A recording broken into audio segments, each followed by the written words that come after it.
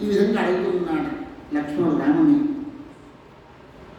భగవాన్ శ్రోతమిచ్చామి మోక్షస్యైకాంతకీం గతిం తత్వః కమలపత్రాక్ష సంక్షేపాత్ వక్తుమర్హసి.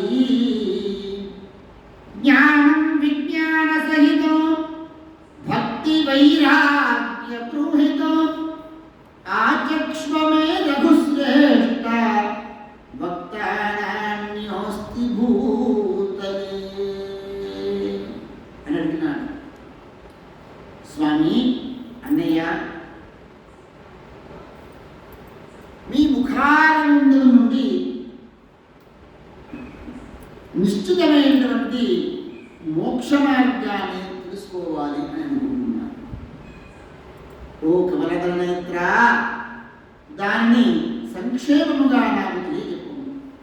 ఓ రఘునందన, నీవు నాకు భక్తి వైరాగ్యములతో కూడుకున్నటువంటి భక్తి అది చెప్పేటువంటి విధంగా ఉండాలి. భక్తి జ్ఞాన వైరాగ్యములతో కూడుకున్నటువంటి విజ్ఞానయుక్తమైన జ్ఞానము నాకు ఉపదేశించి, ఈ లోకమున ఈ విషయం ఉపదేశించే వారు నీకన్నా నాకెవరూ లేరు. నా జ్ఞానం ఉపదేశించేటువంటి వారు నీవు తప్ప నాకెవరు అని అడిగినాట భక్తితో ఆ లక్ష్మణుడు.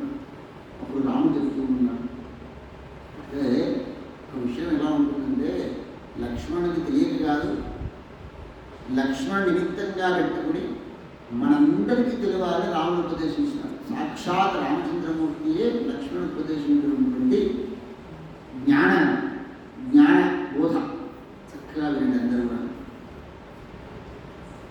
నాయనా లక్ష్మణ, వినుము, నీకు గుహ్యాతి గుహ్యమైన పరమ రహస్యం వినిపిస్తూ ఉన్నాను. దాన్ని తెలుసుకున్న మీదట మానవుడు శీఘ్రముగా ద్వైతీభావ జనితమైన సంసార భ్రమ నుండి విముక్తి పొందుతాడు. ద్వైతీభావం అంటే రెండు అనే భావం. నేను నా జగత్తు, నేను నా భార్య, నేను నా పిల్లలు, నేను నా శరీరం, నేను నా మనస్సు, నేను నా ప్రాణం, ఇవన్నీ కూడా ద్వైతీభావం. నేను నా కారు, నేను నా ఇల్లు. నేను నా ఇల్లు మనం అనుకుంటాం, ఆ ఇల్లు అనుకోదు. నేను నా స్థలం. ఆ విధంగా ద్వైతీభావ జగతం ఉంటుంది, ద్వైతము ఉంటుంది. ద్వైతం నుండి మనం అద్వైతానికి వెళ్ళాలి. అద్వైతం అంటే రెండవది లేదు అనేటువంటి భావన. అటువంటి సంసార రూప భ్రమణ ముక్తిని పొందేటువంటి మార్గాన్ని ఉపదేశిస్తున్నాను. మొదట మాయాస్వరూపం గురించి వివరించదండి, తర్వాత జ్ఞానం తెలిపేదని వినము, ఆ తర్వాత విజ్ఞాన సైన్యము జ్ఞానం గురించి చెప్తున్నాం. ఇవే కాక జ్ఞేయము, జ్ఞానము జ్ఞేయము, తెలుసుబడేటువంటి వాడు, తెలుపబడిన విషయం, కార్యము కారణం, కార్యము కారణం, కార్యకారణ సంబంధం, పరమాత్మ స్వరూపాన్ని కూడా తెలియజేస్తుంది. అంటే నామ నామ్ని, సాధక సాధన సాధకుడు, సాధ్యక వస్తువు సాధన వస్తువు, వీటి గురించి తెలుపుతుంది. నా యొక్క స్వస్వరూప జ్ఞానమును తెలుపుదను వినుము. ఆ పరమాత్మ స్వరూపము గురించి తెలిసిన మానవుడు సంసార భయం నుండి, మృత్యు భయము నుండి ముక్తులు కాగలడు. శరీరానికి అనాత్మ పదార్థమేందు ఆత్మబుద్ధినే మాయా అందుడు. అంటే దేహమే నేను అనేటువంటి దాన్ని మాయా అందు. ఆత్మబుద్ధిని అనాత్మ పదార్థములందు, ఆత్మ కాని పదార్థములందు అది ఏ ఆత్మ అనేటువంటి యొక్క బుద్ధి ఏదో ఉంటుందో అది ఏ దాన్ని మాయా అంటారు. ఆత్మ వస్తువు కాకుండా అనాత్మ వస్తువు. ఈ దేహం ఆత్మ వస్తువు కాదు, అనాత్మ వస్తువు. దీని నేను అనుకునేటువంటి వాడు మాయా కలిగినటువంటి వాడై ఉంది. ఈ సంసారం కల్పితమైనటువంటిది. పురనందన, మాయకు తొలుత రెండు రూపములు నిశ్చయించబడింది. ఒకటి విక్షేపము, రెండవది ఆవరణము.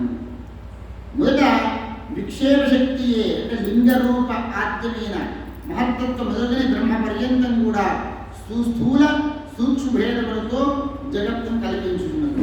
రెండవది ఆవరణ శక్తి సమస్త జ్ఞాన రూపమును ఆవరించుకుని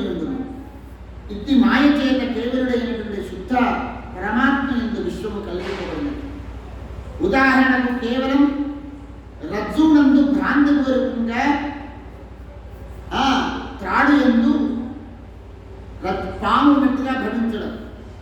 రజ్జౌ భుజంగవత్ భ్రాంత్య విచారే నాస్తి కించన శ్రూయతే దృశ్యతే యజ్జత్ స్మర్యతే వా నరై సదా. చీకటి ఉంది, తాడు పడి ఉంది, ఆ తాడు కూడా వంకర టింకరగా ఉన్నది. ఇంకా అందులో దాన్ని ఏమనుకుంటాం మనం? అందరూ కూడా ఏమనుకుంటారు? పాము అనుకుంటాం. ఫస్ట్ వచ్చేటువంటి అదే మొత్తం గజ్జలు ఉంటాం, అవునా కాదు? ఆ తర్వాత అది పామువా లేదా త్రాడువా అని తెలుసుకోవడానికి ఒక టార్చ్ లైట్, ఫోన్లో టార్చ్ లైట్ కింద వేస్తాం. ఓహో వెళ్తుంది దీపం, దీపం ద్వారా ఏమిటి ఇది త్రాడు అనే విషయం తెలుస్తుంది. అలాగే జ్ఞానోదయమైనటువంటి వాడికి ఇది దేహము ఆత్మ కాదు, నేను ఆత్మ వేరు అనే విషయం తెలుస్తుంది. చెవులారా మానవులు ఎల్లవేళలా కూడా తమ చెవులారా వెలుచున్నది, కనులారా చూస్తూ ఉన్నది, మనసారా స్మరించున్నది, అంతయు మిథ్యయే, సత్యము కాదు. ఈ చూస్తున్న జగత్తు, చూడబడేటువంటి నీవు, వినబడేటువంటి చెవులు, చక్షువులు, చూసేటువంటి చెవులు, వినేటువంటి చెవులు, మనస్సులో ఆలోచించేటువంటి ఆలోచనలు, ఇవన్నీ కూడా మిథ్యనే, సత్యమైనటువంటిది కాదు. ఇందుకు దృష్టాంతములు చెప్పారు. ఉదాహరణ ఎగ్జాంపుల్, దృష్టాంతంలో ఎగ్జాంపుల్స్. స్వప్నంలో వినబడేటువంటిది కానీ చూడబడేటువంటిది కానీ జాగ్రత్త వ్యవస్థ ఎందుకు కనబడతలేదు? స్వప్నంలో కనిపించేటువంటిది కూడా సత్యమా? స్వప్నంలో నలుగురు ఐదుగురు ఉంటారు, అమ్మ నాన్న తమ్ముడు లేదా భర్త లేదా స్నేహితులు, ఇవన్నీ కూడా ఉంటూ ఉంటాయి.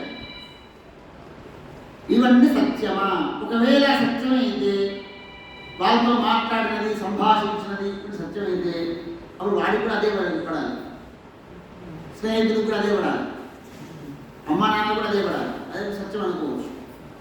జాగ్రత్తలో మనం మాట్లాడుతున్నాం, తెలుస్తుంది అక్కడ ఉన్నారు. కానీ స్వప్నావస్థలో నీ మైండే ఇన్ని రూపాలుగా, అంటే మనస్సే ఇన్ని రూపాలు ధరించింది, నీ మనస్సే ఇన్ని రూపాలు ధరించి ఇమాజినేషన్ చేసుకున్నాను. జాగ్రత్త స్థితి కనిపించడం లేదు, అదంతయు మిథ్య అని అంటే సత్యం కదా. అలాగే మనస్సులో స్మరింపబడు మనోరథము కూడా మిథ్యనే. మన మనస్సులో వచ్చే ఆలోచనలు ఏదో ఉంటాయి, అది కూడా మిథ్య, కల్పించేది కాదు. అది కూడా కేవలం మనం మిథ్య అంటే కల్పింపబడినది అని అర్థం. మిథ్య అనే దానికి ఏంటంటే అసత్యమని కాదు, మనం కల్పించుకున్నది. ప్రతి ఆలోచన మనం కల్పించుకున్నది. మొట్టమొదటి మనం ఏదైనా పని చేయాలి అనుకుంటే ఏం చేయాలి? మొట్టమొదటి మనసులోనే ఆలోచన వస్తుంది. మనం ఆఫీస్కి వెళ్ళాలి, గచ్చిపోవాలి, కానీ ఆఫీస్కి వెళ్ళాలి అండ్ ఎక్కడ ఉత్పత్తి అవుతుంది? వెళ్ళడం అక్కడికి వెళ్ళాలి, అక్కడ మనం చక్కగా ఉద్యోగం చేసుకోవాలి. ఉద్యోగం చేసుకొని మనం పొద్దున బయలుదేరి ఎలా తయారవ్వాలి, ఎలా వెళ్ళాలి, ర్యాపిడోలో వెళ్దామా, మెట్రోలో వెళ్దామా, వర్షం వస్తుందా, బస్సులో వెళ్ళాలా, ఎన్ని గంటలకు బయలుదేరాలి, ఎన్ని గంటలకు చేరుకోవాలి, ఏ డ్రెస్ వేసుకోవాలి,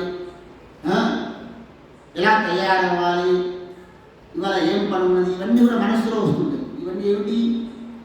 కల్పితాలా కావాలి, కల్పితాలు. దానికి మిథ్య అంటారు. అదంతా ఊహలో పట్టిదే.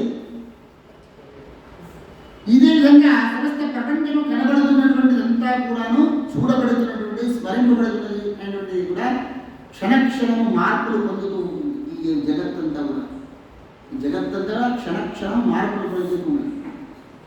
బిడ్డ పుట్టినప్పుడు ఒక రకంగా ఉంటాడు, వారం రోజులకు ఒక రకంగా ఉంటాడు, 2 నెలలకు ఒక రకంగా ఉంటాడు, 3 నెలలకు ఒక రకంగా ఉంటాడు, 4 నెలలకు ఒక రకంగా ఉంటాడు. అదే మార్పు చెందుతూ ఒక సంవత్సరం ఫస్ట్ బర్త్డే, ఆ తర్వాత అక్కడి నుంచి స్టార్ట్, మళ్ళా కౌమార దశ, యవ్వన దశ. మనం చూస్తూ ఉన్నటువంటి శరీరమే మనము, నేను, నాది అనుకున్నటువంటిది మార్పు చెందుతుంది. ఏది మార్పు చెందుతూ ఉంటుందో అది అనాత్మ. మార్పు చెందేది ఏది కూడా అనాత్మ, ఆత్మ వస్తువు కాదు, నేను కాదు. మార్పు నేను చెందిన మార్పు, అర్థమైందా?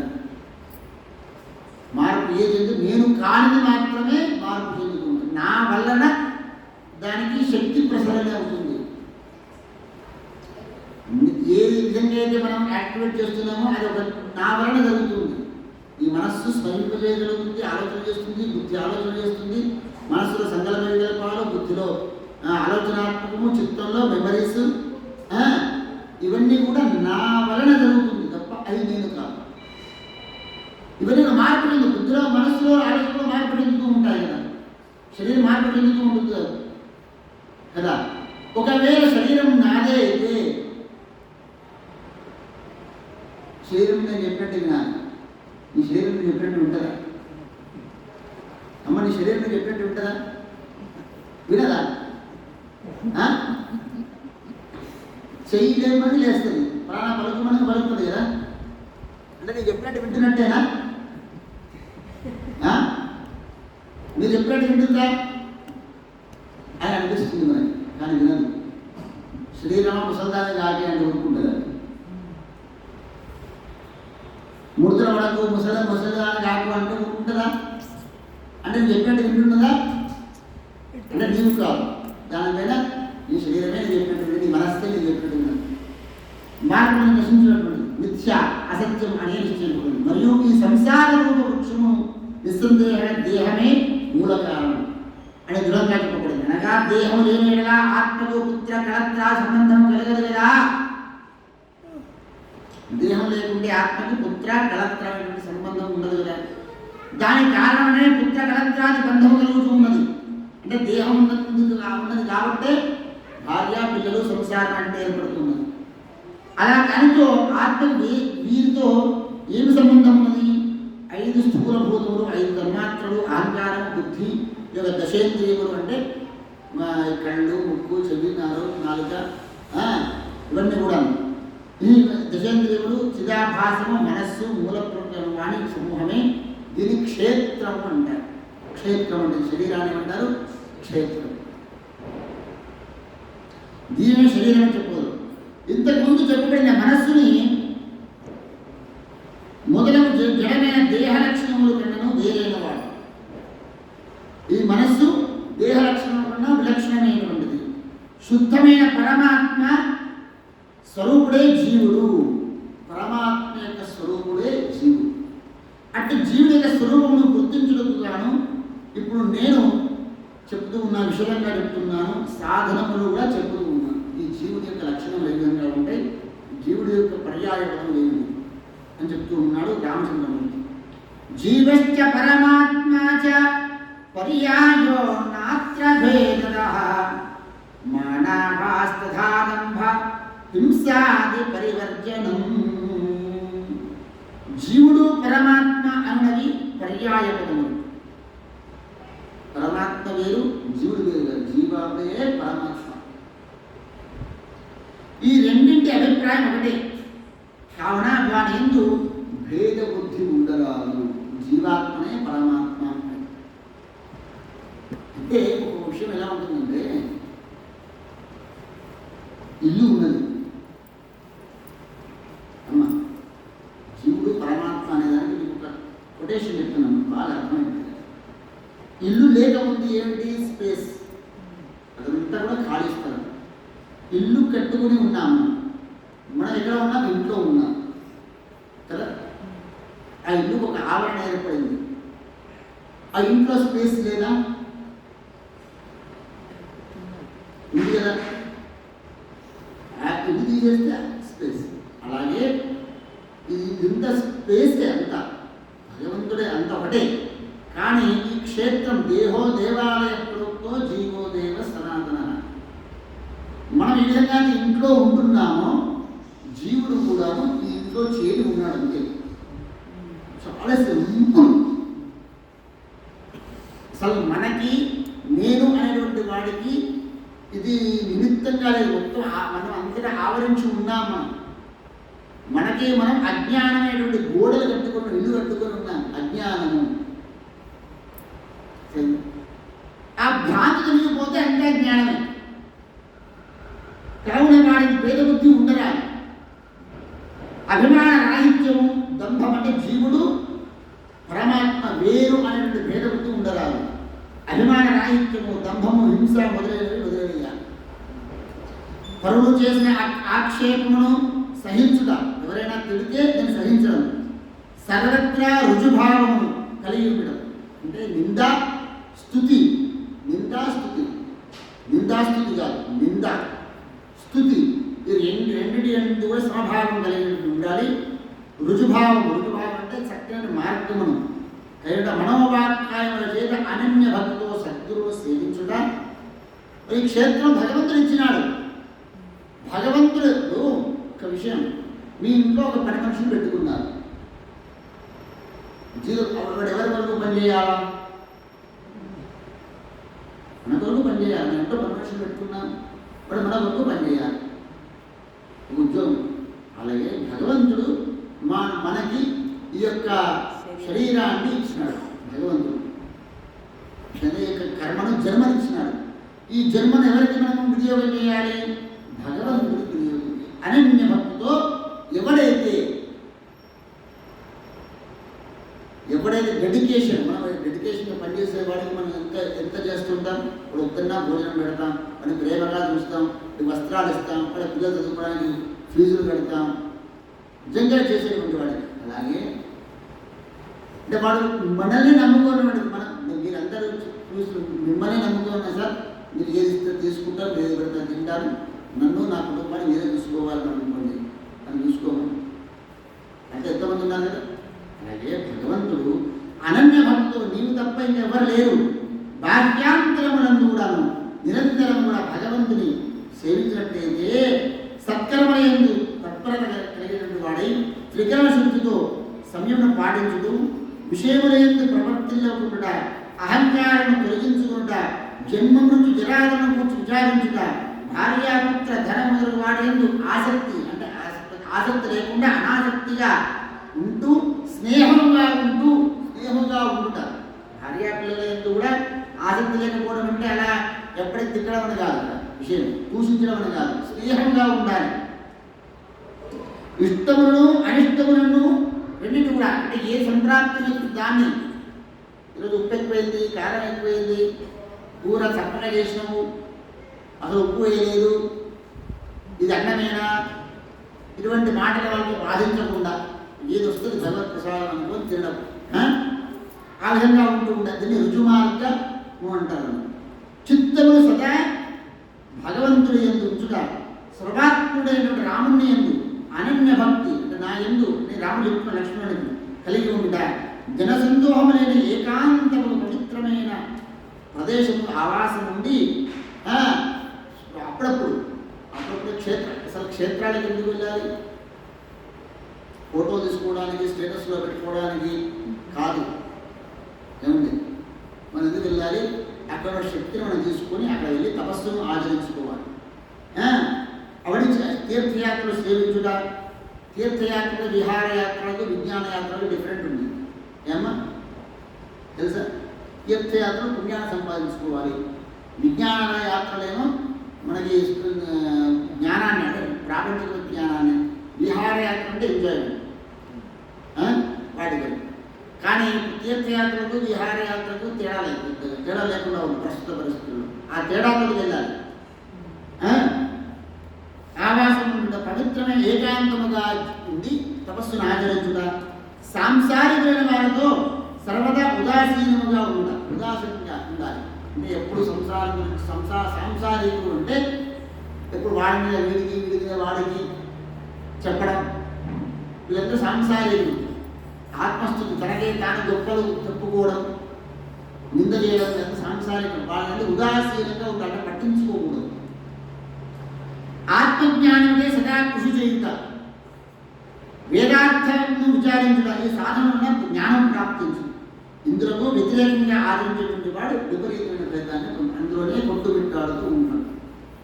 పై సాధనల చేత బుద్ధి, ప్రాణము, మనస్సు, దేహము, అహంకారము ముద్రకు వాటి కంటే విలక్షణమైన నిత్య శుద్ధ బుద్ధమైన చేతనమైన ఆత్మను నేనే అని నిశ్చయంగా కలుగును. దానంతా అదే కలుగుతుంది. మనకి ఇవన్నీ ఆచరిస్తూ ఉంటే దానంతర జ్ఞానం గురించి మనం ప్రత్యేకంగా శ్రమపడాల్సిన జ్ఞానం అంటే అదొక ఏదో ఒకటి దానిని సంపాదించాలి, జ్ఞానాన్ని సంపాదించాలని కాదు. దానికి ప్రతిబంధకమైనటువంటి వాటిని మనం తొలగించుకొని ఆదరిస్తే చాలు. జ్ఞానానికి ప్రతిబంధకమైనటువంటి ఏమిటి? సాంసారికమైనటువంటి వ్యవహారం. రుజు మార్గంలో లేకపోవడం, మంచి మార్గంలో లేకపోవడం, ధర్మ మార్గంలో లేకపోవడం, భగవత్ చింతన లేకపోవడం, వాడి మీద వీడి మీద వాడికి చెప్పడం, ద్వేషభావాలు, కామము, క్రోధము, లోభము, మదము, మాత్సర్యము విపరీతంగా ఉండడం. ఇది కావాలి, అది కావాలి, ఈ డ్రెస్ కావాలి, ఈ కారు కావాలి, ఆ కారు కావాలి, ఇవన్నీ కోరికలు ఉండడం. ఇవన్నీ తొలగించుకుంటే ఆటోమేటిక్గా జ్ఞానం అనేది ఉత్పన్నమవుతుంది. అది మనసులో తొలగించుకుంటే అది చాలా ఇష్టమైనటువంటిది. ఆత్మని నిశ్చయించుకోవడం జ్ఞానం. ఇది నా దృఢమైన నిశ్చయం. దీని ప్రత్యక్ష అనుభవం విజ్ఞానం అందు, ప్రత్యక్ష అనుభవం విజ్ఞానం అందు. ఆత్మలో నిరంతరంగా రమించేటువంటి వాటికి దాని విజ్ఞానం అంటారు. ఆత్మ సర్వత్రా పూర్ణము, చిదానందము, స్వరూపము, అవ్యయము, బుద్ధి మొదలు ఉపాధులు లేనిది, పరిణామరహితము ఉండేది. అది తన ప్రకాశం చేత దేహాలను ప్రకాశింపలేదు. అయినను ఇది స్వయంగా ఆవరణ రహితము, సజాతీయ విజాతీయ స్వగత భేదరహితము, సత్యజ్ఞానాది రూపము, సంగరహితము, స్వప్రకాశము, సర్వసాక్షియను, ఆత్మను గురించి విషయము విజ్ఞానము వల్ల తెలియను. శాస్త్రోపదేశములతో కానీ ఆచార్య ఉపదేశము చేత కానీ జీవ పరమాత్మల ఏకత్వ ప్రజ్ఞానము కలిగినప్పుడు కానీ మూలభూతమైన అవిద్య తన కారణ సమేతంగా పరమాత్మ ఎందు లీనమైపోవు. అలా అవిద్య లయనముడితే మోక్షం అనబడదు. దానికే మోక్షం అంటే ఈ మనసు. మోక్షం అంటే ఏంటి? ఈ బుద్ధి, మనస్సు, బుద్ధి, చిత్తము అంటే ఈ మూడు స్థాయిలు కూడా లేకుండా ఉండి ఆత్మలో లయం చేయడమే జ్ఞానం. అదే మోక్షం. అంటే దీనికి అపేక్ష లేకుండా ఈ మనస్సును ఎప్పుడు కూడా భగవన్ నామందు, భగవత్ చింతన ఎందు ఎప్పుడు అదే చింతన, అదే రమించేటువంటి దాన్ని మోక్షం అంటారు. ఆత్మ దృష్ట్యా మోక్షము అనే భావన ఔపచారికమే. ఆత్మ అనేటువంటి కొత్తగా ఆత్మను తెలుసుకోవాలి, ఆత్మ తెలుసుకునేది ఏమున్నది? నీవే ఆత్మ ఉన్నది. అనాత్మ ఏది, నేను కానిది ఏది తెలుసుకోవడమే ఆత్మ. ఆత్మను తెలుసుకోవడం అంటే ఆత్మ ప్రత్యేక వస్తువు అదేమన్నా. ఒకవేళ వస్తువు అంటే అది వేరు, నేను వేరు. అది ఆత్మ ఎలా అవుతుంది? ఆత్మను నేను తెలుసుకున్నాను, ఆత్మ నాకు కనిపించింది, ఆత్మ దర్శనం అయింది అంటే వాడికి ఆత్మదర్శనం కాలేదు. వాడికి ఏదో లైట్గా కనిపిస్తున్నాను అంతే. కొంతమంది అంటుంటారు ఆత్మదర్శనం అయింది. ఆత్మదర్శనం కాదు. ఆత్మదర్శనం అప్పుడు ఆత్మ వేరే, నీ వేరైతే కదా. ఆత్మ కూడా వేరుగా ఏదో అది అనిత్యమైనటువంటిదేనా? ఆత్మ ఇప్పుడు అనిత్యమైనది కాదు, నిత్యమైనటువంటిది ఆత్మ. కనుక జ్ఞానస్వరూపంలో ఉంటుంది. ఆత్మ ఎప్పుడు జ్ఞానస్వరూపంలో ఉంటుంది అని చెప్తూ ఉన్నాడు.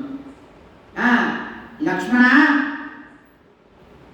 జ్ఞాన విజ్ఞాన వైరాగ్యంతో పరమాత్మ రూపము, మోక్ష స్వరూపము నేను తెలిపించింది. కానీ నా భక్తి ఎందు విముఖులైన వారులకు ఇది అత్యంత దుర్లభం.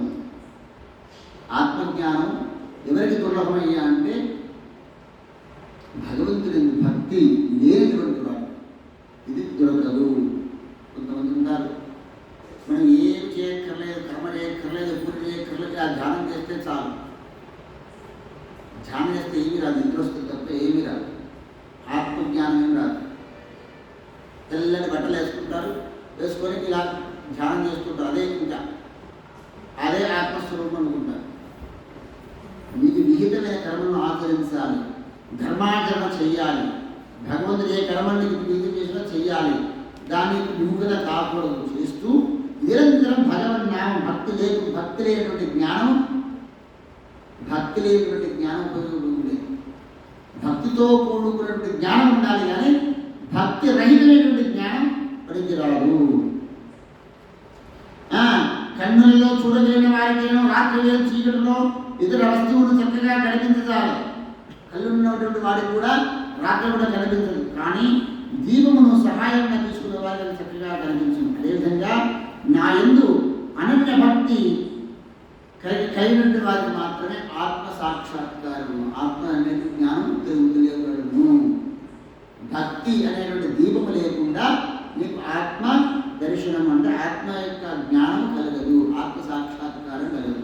ఆత్మ సాక్షాత్కారం అంటే ఆత్మ జ్ఞానం అని అర్థం. ఇక నా యందు భక్తి కలిగినటకు కొన్ని ఉపాయాలు చెబుతూ ఉన్నాను. మీరు మరి భక్తి కలగాలి కదా, కావాలి కదా. భక్తి ఉంటే జ్ఞానం కలుగుతుంది. మరి భక్తి కలగాలంటే ఏం చెయ్యాలో చెప్తున్నాను రామచంద్రమూర్తి లక్ష్మణుడికి. నా భక్తులతో